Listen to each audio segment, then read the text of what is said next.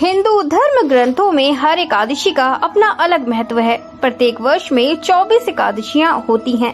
इन्हीं एकादशियों में से एक आषाढ़ मास के कृष्ण पक्ष की एकादशी, जिसे योगिनी एकादशी कहते हैं। योगिनी एकादशी का उपवास रखने से समस्त पापों का नाश होता है तथा सभी प्रकार के रोगों से मुक्ति मिलती है। लेकिन योगिनी एकादशी का व्रत बिना कथा के अधूरा है। तो आइए श्रवण करते हैं योगिनी एकादशी की व्रत कथा। महाभारत काल की बात है। एक बार धर्मराज युधिष्ठिर ने भगवान श्री कृष्ण से कहा, त्रिलोकीनाथ, मैंने ज्येष्ठ मास के शुक्ल पक्ष की निर्जला एकादशी की कथा सुनी। अब आप कृपा करके आषाढ़ मास के कृष्ण पक्ष की योगिनी एकादशी की कथा सुनाइए।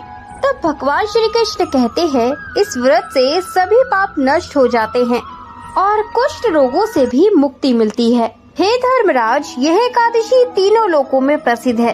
तुम्हें मैं पुराणों में कही हुई कथा सुनाता हूँ, ध्यान पूर्वक श्रवण करो। कुबेर नाम का एक राजा अलकापुरी नाम की नगरी में राज्य करता था। वह शिव भक्त था। उसका हेममाली नाम का एक सेवक था जो पूजा के लिए फूल लाया करता था। हेममाली की विलाक्षी नामक एक अति सुंदर स्त्री थी। एक दिन वह मानसरोवर से पुष्प लेकर आया, किंतु काम सक्त होने के कारण पुष्पों को रखकर अपनी स्त्री के साथ रमण करने लगा। इस भोग विलास में दोपहर हो गई।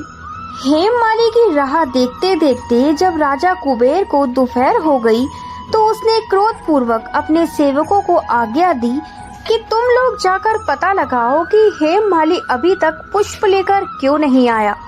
जब सेवकों ने उसका पता लगा लिया तो राजा के पास जाकर बताया, हे राजन, वह हेममाली अपनी स्त्री के साथ रमण कर रहा है। इस बात को सुनकर राजा कुबेर ने हेममाली को बुलाने की आज्ञा दी। डर से कांपता हुआ हेममाली राजा के सामने उपस्थित हुआ। उसे देखकर कुबेर को अत्यंत क्रोध आया और उसके होंठ फड़फड़ाने लगे। राजा ने कहा, अरे पापी, तूने मेरे परम पूज्य देवों के भी देव भगवान शिव जी का अपमान किया है। मैं तुझे श्राप देता हूँ कि तू स्त्री के वियोग में तड़पे और मृत्यु लोक में जाकर कौड़ी का जीवन व्यतीत करे। कुबेर के श्राप से वह तत्क्षण स्वर्ग से पृथ्वी पर आ गिरा और कौड़ी हो गया। उसकी स्त्री भी उससे बिछड़ गई। मृत्यु लोक में आकर उसने अनेक भयंकर कष्ट भोगे, किंतु भगवान शिव की कृपा से उसकी बुद्धि मलिन न हुई और उसे पूर्व जन्म की भी सुध रही। अनेक कष्टों को भोगता हुआ तथा अपने पूर्व जन्म के कुकर्मों को याद करता हुआ वह हिमालय पर्वत की ओर चल पड़ा। चलते चलते वह मार्कंडेय ऋषि के आश्रम में जा पहुंचा। वह ऋषि अत्यंत वृद्ध और तपस्वी थे। वह दूसरे ब्रह्मा के समान प्रतीत हो रहे थे और उनका वह आश्रम ब्रह्मा की सभा के समान शोभा दे रहा था। ऋषि को देखकर हेममाली वहां गया और उन्हें प्रणाम करके उनके चरणों में गिर पड़ा। हेममाली को देखकर मार्कंडेय ऋषि ने कहा, तूने कौन से कर्म किए हैं जिससे तू कोढ़ी हुआ और भयानक कष्ट भोग रहा है। महर्षि की बात सुनकर हेममाली बोला, महर्षि, मैं राजा कुबेर का अनुचर था। मेरा नाम हेममाली है। मैं प्रतिदिन मानसरोवर से फूल लाकर शिव पूजा के समय कुबेर को दिया करता था। एक दिन पत्नी सहवास के सुख में फंस जाने के कारण मुझे समय का ज्ञान नहीं रहा और दोपहर तक पुष्प न पहुंचा सका। तब मुझे उन्होंने श्राप दिया कि तू अपनी स्त्री के वियोग में मृत्यु लोक में जाकर कौड़ी बनकर दुख भोगेगा। इस कारण मैं कौड़ी हो गया तथा पृथ्वी पर आकर भयंकर कष्ट भोग रहा हूँ।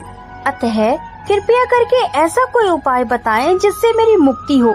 मार्कंडेय ऋषि ने कहा, हे हेममाली, तू मेरे सम्मुख सत्य वचन कह रहे हो, इसीलिए मैं तेरे उद्धार के लिए एक व्रत बताता हूँ।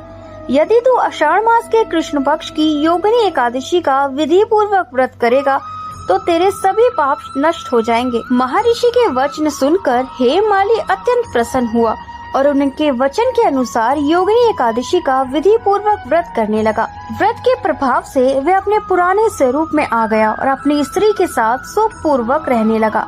भगवान श्री कृष्ण कहते हैं, हे राजन, इस योगिनी एकादशी की कथा का फल 88,000 ब्राह्मणों को भोजन कराने के बराबर है। इस व्रत से सभी पाप नष्ट हो जाते हैं और अंत में मोक्ष प्राप्त करके प्राणी स्वर्ग का अधिकारी बनता है। राधे राधे। यहाँ एकादशी कथा समाप्त होती है। वीडियो को लाइक करना मत भूलिएगा। जय जगन्नाथ, जय श्री कृष्णा, राधे राधे।